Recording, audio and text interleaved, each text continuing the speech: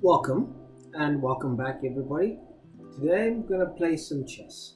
I want to show you some chess. I've been playing quite a lot of chess, so here we go. And in this case, we're playing the Caro-Kann. So back with a bang with the Caro-Kann. And I think it's time for me to start recording videos again because I've crossed 16. I'm on 1647 as it stands. And I think last I posted, I was in the 1620. So it's fair for me to start playing and posting chess videos again.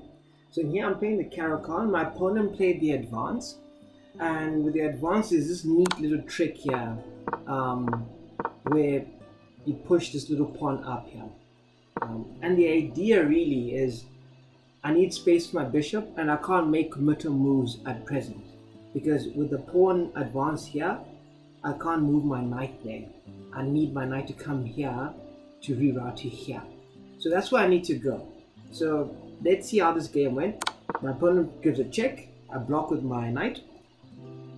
And so far I'm not really thinking. We've used like 7 seconds. This is all what I expect really in the position. They take, I take back. They take the pawn and I make space for my bishop. So you see this also opens up for this pawn for me to take. So my opponent could play the pawn here to try to defend. There's many moves really, so it kind of affects how the position is played out. So my opponent played this move, and I was watching a video by, I'm forgetting the name of the chess YouTube content creator, this Australian guy. If I find his name, I'll post it, I'll write it down. And really, one of the things to avoid when you want to get better at chess is to protect your knights together. It looks good, the idea that you don't have to worry about your knight because the other knight protects it, but really it's a passive move. So I take back the pawn, the opponent castles, and I develop my knight because I'm still the castle as well. So again, the pin still works, so there's really nothing for me to worry about here. So I castled. He moves his queen out. I'm not too sure what he's trying to do here. Maybe come here to attack that square. You know, the queen on this, if I can draw arrows, the queen on that diagonal, I don't know. So I move back, attacking the queen, because I'm thinking possibly a free pawn. And I think that's what happened. Yes, it is, free pawn. So I took, and my opponent plays this move. And here, I was thinking, what do I do with my bishop? And I like my dark square bishop. I was already going to trade a knight for my light square bishop. It might as well be this knight because I double his pawns. That was my idea. And that's what Stockfish says here. She spent the time while you're forcing your opponent to ruin their pawn structure. Yes. And why I like his doubled pawns here, in the Caro, I am attacking in this area here. That's kind of where I push up. So I have the advantage. So I'm happy to do it. As you can tell, the view also loves me because I'm up by 2. So I move my knight out because I was also thinking, what else do I do? And at this point, I'm almost a minute behind my opponent on his clock.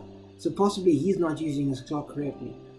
And they offered a bishop trade, which made no sense to me because I'm trying to think, can't you see my knight already takes that? So I was just like, okay, I'll take. I'm happy to have a bishop and you have a knight.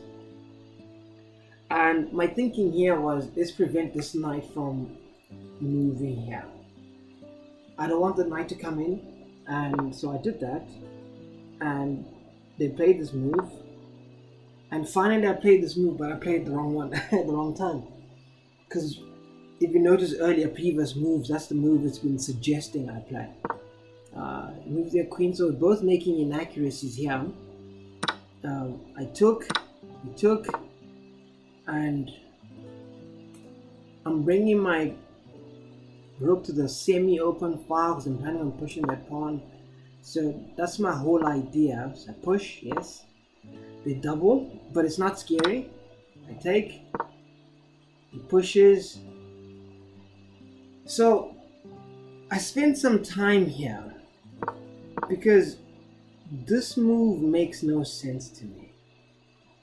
I don't know if it was a mouse slip, because I was thinking if I take, I'm opening my king, all sorts of nasty discoveries. But try as I may, I couldn't justify why I wouldn't just take him. It just, I mean, do you see it? Because look at my time usage here, 7:29. When I played the move 6:12, I was calculating hard. Maybe too long, but I guess it's what happens when you're trying to figure out what's going on here. So they take back. I guess they should have taken back with the knight, with the rook, and been able to bring the other piece.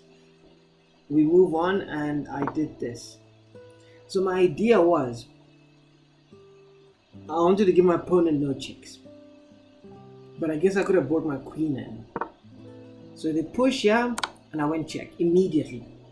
Not immediately, but in the context of this, check. Let's get that king moving. So they block, and I took. Because right now, I'm winning. And I can't see any way you can checkmate me with just your queen. So he took, put my rook out, bring the queen down. And here I'm just trying to get pieces off, and I'm protecting that pawn because the queen will come in and check me there. So they move, I check, they have to move the king, I took. So here I'm loving my position. And my opponent is very limited in what he can do. So I push, and this was the mistake. At this point I was winning because I was just going to achieve, I forced an exchange of queens, and I'm promoting immediately, and there's nothing for his king to do. His king can't come across because my rook protects the file, and I won this game. So this game got me to 1647, and I am going to be posting a few more videos. I thought to just show you one video. Possibly I'm going to show you a second one. So let me switch over to the second one, and I'll show you game 2.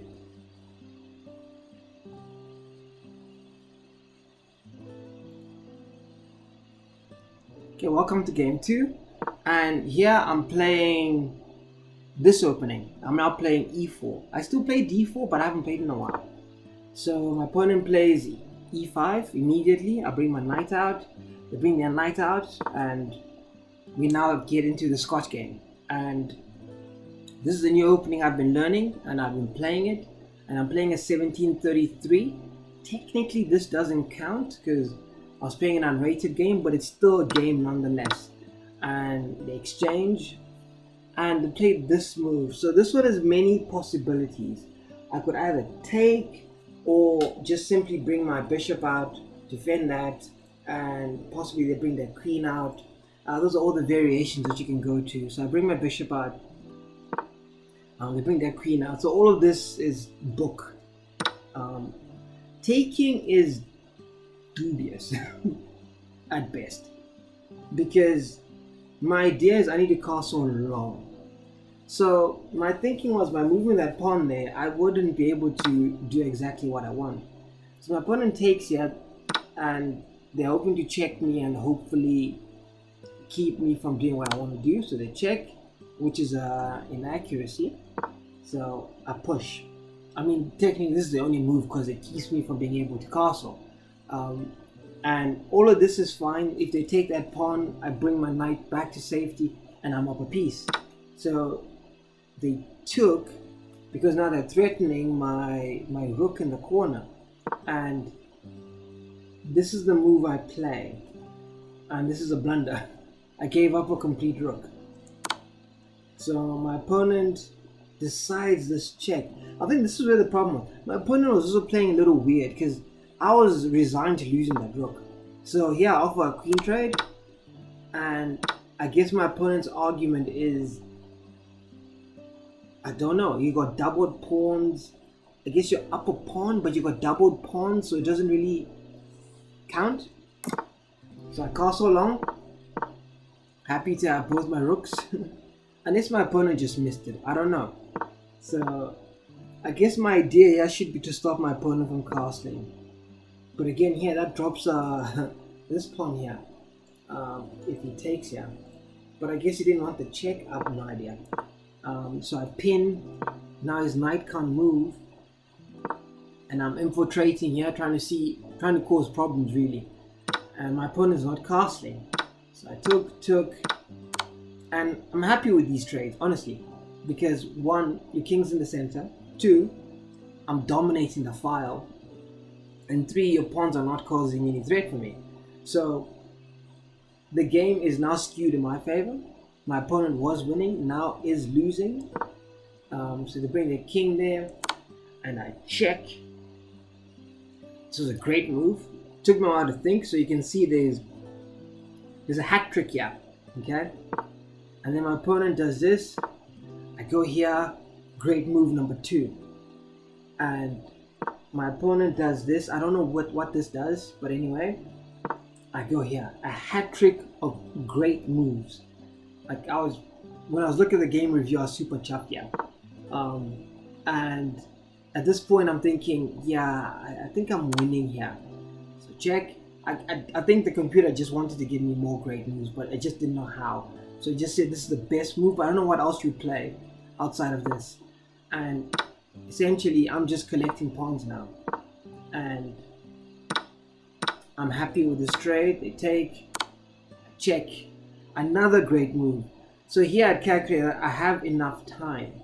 But I'm thinking, had my opponent played something else, maybe coming forward here and attacking this, and if I take and they come here with their king, so it would look something like this. I take, and maybe they do this. I can't come back here to take the piece from promoting. But I guess I do have other ways of getting down there. So even if they do that, I can do this and they can't protect. So either way, I was going to be able to get to where I needed to go. Alright. So check. My opponent, that's the move they did play. I took, they did this, and I went behind, and I took the piece, and my opponent resigned. So yes, I did win, but I made a lot of inaccuracies. I guess I'm still learning the opening, but again, you can only beat the person in front of you, can't you? So that's the game, and thank you all for tuning in. I'll show you this 2 games, but I'll be posting more often now. I'm 1660 something. Let me see if I can just show you.